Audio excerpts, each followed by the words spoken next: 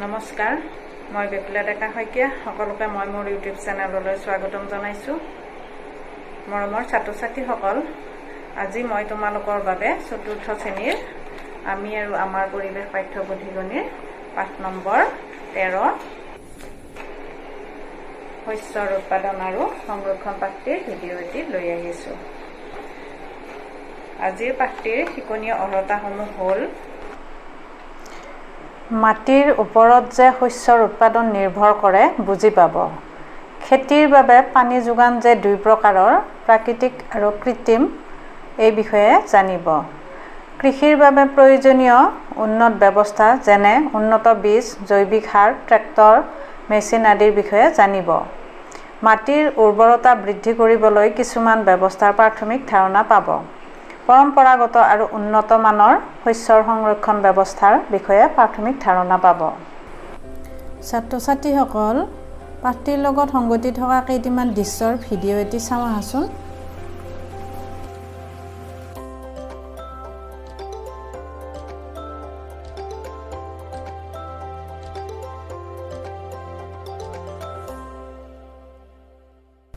মৰমৰ ছাত্ৰ ছাত্ৰীসকল, শস্যৰ উৎপাদন বুলি কোৱাৰ লগে লগে তোমালোকৰ মনলৈ নিশ্চয় এটি সম্যক ধাৰণা আহিছে, নহয় জানো? চিত্ৰত দেখা এই শস্যবোৰ পৃথিৱীৰ উপৰিভাগৰ কোমল অংশতেই বিভিন্ন পদ্ধতি প্ৰয়োগ কৰি উৎপাদন কৰা হয়। এই উৎপাদিত শস্যবোৰ ক'ত কেনেকৈ সংৰক্ষণ কৰি ৰখা হয় সেই বিষয়ে আজিৰ পাঠত আলোচনা কৰিম। আহাচোন তেনেহ'লে পাঠটি আৰম্ভ কৰোঁ। শস্যৰ উৎপাদন আৰু সংৰক্ষণ। ছাত্ৰ ছাত্ৰীসকল, পৃথিৱীৰ উপৰিভাগৰ কোমল অংশটোক কি বুলি কোৱা হয়? মাটি। এই মাটিত বহুতো গছ-গছনি আৰু প্ৰাণী থাকে। মাটি ভিন ভিন প্ৰকাৰৰ আছে। মাটিত সাধাৰণতে বোকা আৰু বালিৰ দানা থাকে। দানা বা কণাৰ ওপৰত ভিত্তি কৰি মাটি তিনি ভাগত ভগোৱা হৈছে। এতিয়া আমি মাটিৰ ভাগকেইটাৰ বিষয়ে জানি লওঁ আহাচোন। বালিচহীয়া মাটি। এই মাটিত বালিৰ পৰিমাণ শতকৰা ৮০% অধিক হয়। এই মাটি বিন্ধাযুক্ত আৰু ই পানী ধৰি ৰাখিব নোৱাৰে। চিত্ৰটোলৈ মন কৰাচোন তোমালোকে। বোকা বা আলতীয়া মাটি। এই ধৰণৰ মাটিৰ কণিকা বা দানাবোৰ অতি ক্ষুদ্ৰ আৰু বোকাৰ পৰিমাণ বেছি। এই মাটিয়ে বহু সময় ধৰি পানী ধৰি ৰাখিব পাৰে আৰু ই বৰ আঠাযুক্ত। বোকা মাটিয়ে বহুত সময় পানী ধৰি ৰাখিব পাৰে। এটি পৰীক্ষা কৰি চাব পাৰা। অলপ বোকা মাটি লৈ তোমালোকে খেৰ দি তাৰ ভিতৰত পানী ঢালি দিবা আৰু পানী কিমান পৰিমাণে পাৰ হৈ গৈছে চাবাচোন তোমালোকে। পলসুৱা মাটি। এই প্ৰকাৰৰ মাটিত বালি আৰু বোকাৰ পৰিমাণ সমানে থাকে। এই মাটিয়ে প্ৰয়োজনীয় পানী ধৰি ৰাখিব পাৰে। পলসুৱা মাটিত শস্যৰ উৎপাদন ভাল হয় আৰু বোকা আৰু বালিৰ পৰিমাণ সমানে থাকে। তলৰ বাক্যকেইটা পূৰ কৰা। ক. বালিচহীয়া মাটিৰ মাজেদি বোকা আৰু পলসুৱা মাটিতকৈ ডেছ পানী পাৰ হৈ গৈছে। উত্তৰ: বালিচহীয়া মাটিৰ মাজেদি বোকা আৰু পলসুৱা মাটিতকৈ বেছি পানী পাৰ হৈ গৈছে। খ. বোকা মাটিৰ মাজেদি আটাইতকৈ ডেছ পানী পাৰ হৈ গৈছে। উত্তৰ হ'ব: বোকা মাটিৰ মাজেদি আটাইতকৈ কম পানী পাৰ হৈ গৈছে। গ. পলসুৱা মাটিৰ মাজেদি বালিচহীয়া মাটিতকৈ ডেছ আৰু বোকা মাটিতকৈ ডেছ পানী পাৰ হৈ গৈছে। উত্তৰ: পলসুৱা মাটিৰ মাজেদি বালিচহীয়া মাটিতকৈ কম পানী আৰু বোকা মাটিতকৈ বেছি পানী পাৰ হৈ গৈছে। ছাত্ৰ ছাত্ৰীসকল, ধান অসমৰ প্ৰধান কৃষিজাত শস্য। ধান খেতিৰ বাবে যথেষ্ট পৰিমাণে পানীৰ প্ৰয়োজন। অসমৰ বেছিভাগ খেতিয়কেই বৰষুণৰ ওপৰতে নিৰ্ভৰ কৰি খেতি কৰে। বৰষুণৰ অভাৱত শস্যৰ উৎপাদন ভাল নহয়। অসমত বাৰিষা আৰু খৰালি দুয়োটা সময়তে ধান খেতি কৰা হয়। বাৰিষা কালত অসমত বৰষুণৰ পানী পাহাৰৰ পৰা সমভূমিলৈ বৈ আহোঁতে পাহাৰৰ উপৰিভাগ খহাই আনি সমভূমিত জমা কৰে। ফলত মাটি সাৰুৱা হোৱাৰ উপৰি উপযুক্ত পৰিমাণৰ খেতিৰ পানী পোৱা যায়। তোমালোকে এই দফাটিৰ পৰা বিভিন্ন ধৰণৰ প্ৰশ্নোত্তৰ যুগুত কৰিব পাৰা। যেনে অসমৰ প্ৰধান কৃষিজাত শস্য কি? উত্তৰটো হ'ব ধান। ধান অসমৰ প্ৰধান কৃষিজাত শস্য। ধান খেতিৰ বাবে যথেষ্ট পৰিমাণে কিহৰ প্ৰয়োজন? উত্তৰটো হ'ব ধান খেতিৰ বাবে যথেষ্ট পৰিমাণে পানীৰ প্ৰয়োজন। অসমৰ বেছিভাগ খেতিয়কে কিহৰ ওপৰত নিৰ্ভৰ কৰি খেতি কৰে? উত্তৰটো হ'ব অসমত বেছিভাগ খেতিয়কে বৰষুণৰ ওপৰত নিৰ্ভৰ কৰি খেতি কৰে। অসমত কোন কোন সময়ত ধান খেতি কৰা হয়? উত্তৰটো হ'ব অসমত বাৰিষা আৰু খৰালি দুয়োটা সময়তে ধান খেতি কৰা হয়। এইদৰে তোমালোকে প্ৰশ্নোত্তৰসমূহ যুগুত কৰিবাচোন। চিত্ৰখনলৈ তোমালোকে মন কৰাচোন।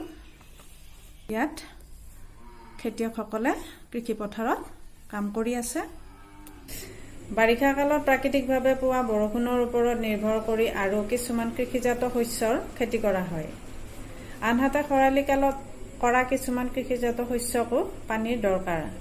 তেনেবোৰ খেতিত কৃত্ৰিমভাৱে পানী যোগান ধৰা হয়, যেনে বিজুলী বা ডিজেল চালিত পাম্পৰ সহায়ত নৈ, পুখুৰী আৰু নলীনাদৰ পৰা পানী যোগান ধৰি খেতি পথাৰত দিয়া হয়। শস্যত পানী ছটিওৱা প্ৰণালীৰে পানী যোগান ধৰা হয়। কৃষিৰ বাবে প্ৰয়োজনীয় উন্নত ব্যৱস্থাসমূহ জানি লোৱা আহাচোন। নাঙলেৰে গৰুৰ দ্বাৰা হাল বোৱাৰ সলনি প্ৰায়বোৰ খেতিয়কে আজিকালি মাটি চহ কৰিবলৈ ট্ৰেক্টৰ ব্যৱহাৰ কৰে।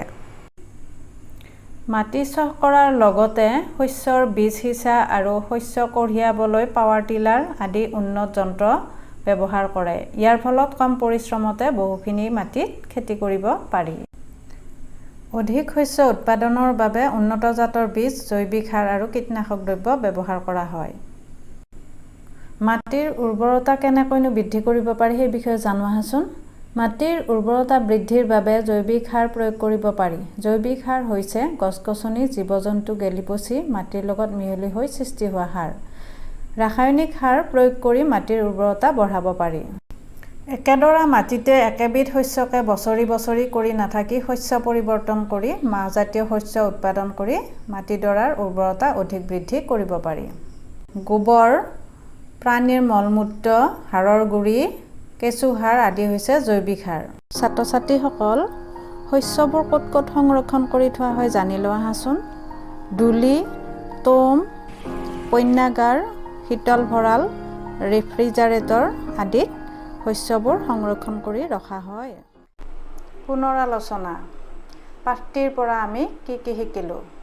মাটিৰ ওপৰত যে শস্যৰ উৎপাদন নিৰ্ভৰ কৰে সেই বিষয়ে বুজি পালা। প্ৰাকৃতিক আৰু কৃত্ৰিমভাৱে যে খেতিপথাৰত পানী যোগান ধৰিব পাৰি সেই বিষয়ে বুজি পালা। কৃষিৰ উন্নত ব্যৱস্থাসমূহৰ বিষয়ে জানিব পাৰিলা। মাটিৰ উৰ্বৰতা বৃদ্ধি কৰিবলৈ প্ৰাথমিক ধাৰণা হ'ল। উন্নত মানৰ শস্যৰ সংৰক্ষণ ব্যৱস্থাৰ বিষয়ে প্ৰাথমিক জ্ঞান পালা। এতিয়া আহিছোঁ প্ৰশ্নোত্তৰ শিতানলৈ। ১ নম্বৰ উত্তৰ লিখা। ক. মাটি কেই প্ৰকাৰৰ আৰু কি কি? উত্তৰ: মাটি ৩ প্ৰকাৰৰ, যেনে বালিচহীয়া মাটি, বোকা বা আলতীয়া মাটি আৰু পলসুৱা মাটি। খ. কোনবিধ মাটিত গছপুলি বৃদ্ধি ভাল হয়? উত্তৰ: পলসুৱা মাটিত গছপুলি বৃদ্ধি ভাল হয়। গ. খৰালি কালত কিহৰ সহায়ত খেতি পথাৰত পানী যোগান ধৰা হয়? উত্তৰ: খৰালি কালত কৃত্ৰিমভাৱে খেতি পথাৰত পানী যোগান ধৰা হয়, যেনে বিজুলী বা ডিজেল চালিত পাম্পৰ সহায়ত নৈ, পুখুৰী আৰু নলীনাদৰ পৰা পানী যোগান ধৰি খেতি পথাৰত দিয়া হয়। খ নম্বৰ দুবিধ জৈৱিক সাৰৰ নাম। উত্তৰ: কেঁচু সাৰ আৰু গোবৰ সাৰ। ঙ. বোকা মাটিৰ গঠন কেনেকুৱা? উত্তৰ: বোকা মাটিৰ দানাবোৰ অতি ক্ষুদ্ৰ আৰু বোকাৰ পৰিমাণ বেছি।